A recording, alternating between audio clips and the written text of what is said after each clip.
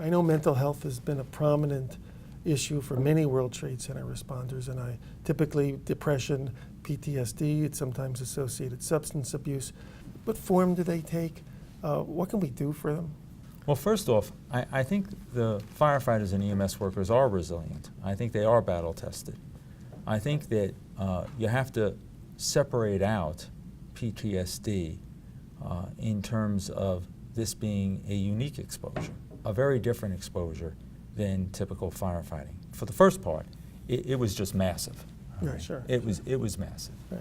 For the second, it was an attack. They're not used to being in an attack on them.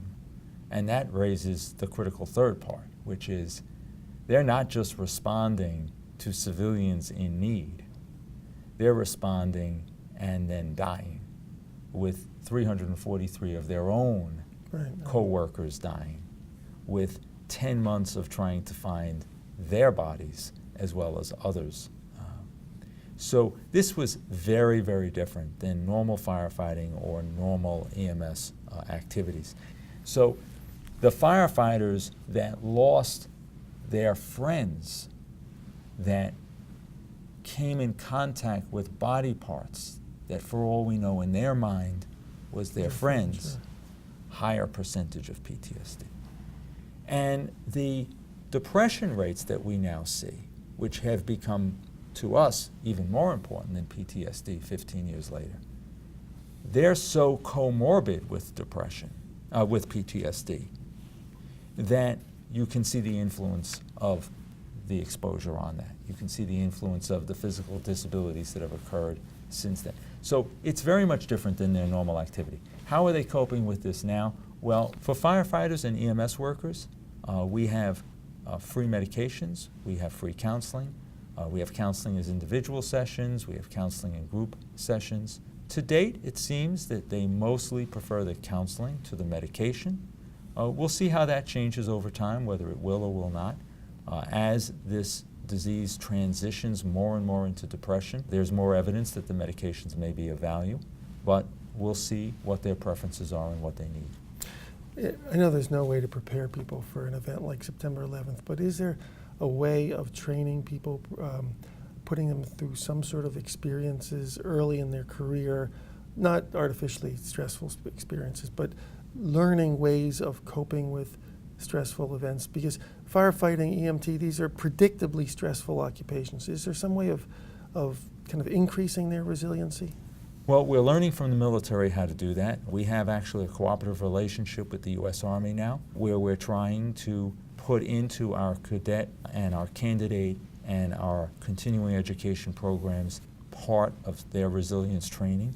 Whether it will work or not, I don't know, because it seems, as I said for this event, that it's really the unusual activities that trigger this rather than the usual.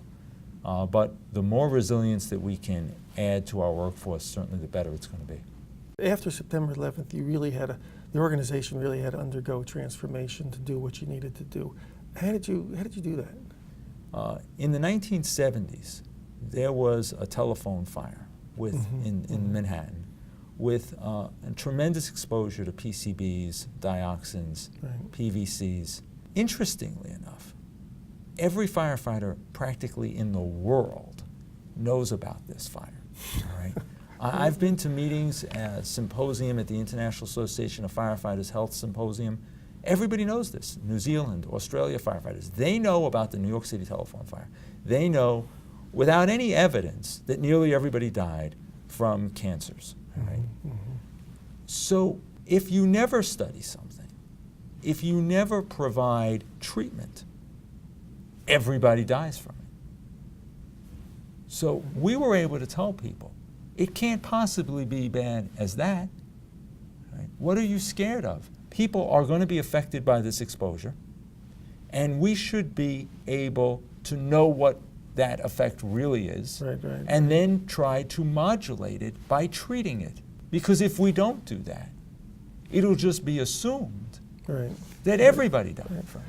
I was at 9/11 during the collapse, and you just got the sense, I got the sense, that if I was to die, that I would not have been able to help anyone. When you live through something like that, what you want to do is you want to seize that window and help.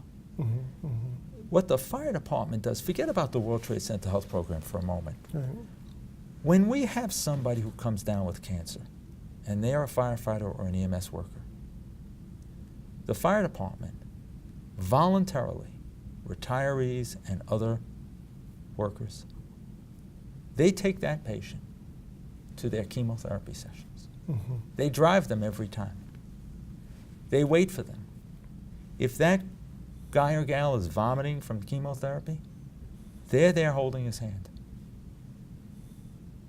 If the family members are able to come, which we of course encourage, we take them too. We drive them back. We reduce the barriers Mm-hmm. to care. The World Trade Center Health Program does that, huge, but the fire department does it as well. Labor does it, management does it.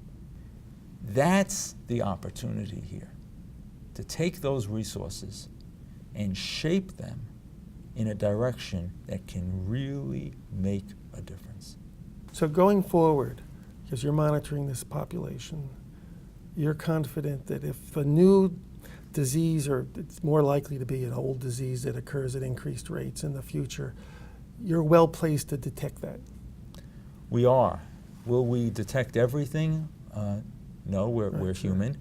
But so far we have, and we'll view it as a failure if we don't.